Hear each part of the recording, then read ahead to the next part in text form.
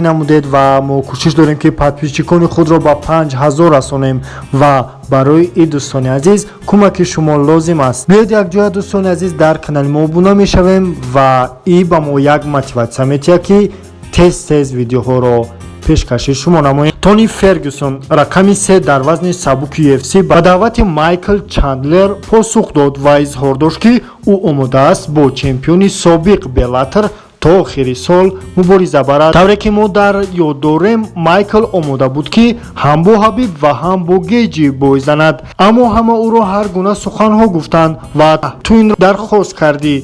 декабр навиштааст Фергюсон дар Инстаграм. ва ин танҳо як шӯхии Тони нест. далел он аст ки худи Майкл ӯро ба хашм овард ва Тони ба ин мубориза розӣ шуд. танҳо бастани шартномаҳо боқӣ мондааст. тамом. ва даромади гап, бале дӯстон, ин мубориза мантиқӣ хоҳад монд ва Макгрегор бо Парье мубориза хоҳад буд. Гейҷи ба наздикӣ бар зидди Ҳабиб мубориза бурд, бинобар ин вай ба наздикӣ баромад намекунад, аммо Тони хела мешавад ки мубориза накардааст ва Майкл варианти беҳтарин аст.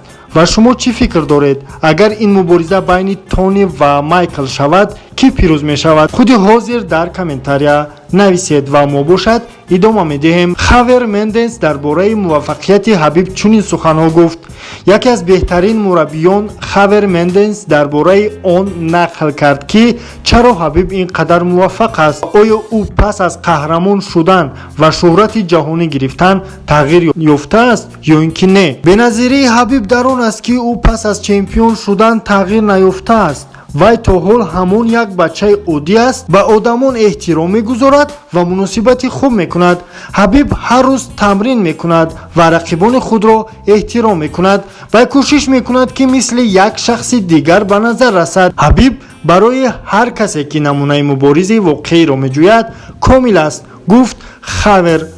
ана ҳамин гуна дӯстон, новобаста аз оне ки шумо чӣ қадар муваффақ мешавед, ҳамеша кӯшиш кунед ки шахси хоксор бошед ва бо ҳама як гуна муомила кунед, зеро беҳтарин хислати инсонист. ба ҳамаатон муваффақият таманно мекунем ва бо шумо хайру хуш мекунем дӯстон. хайр.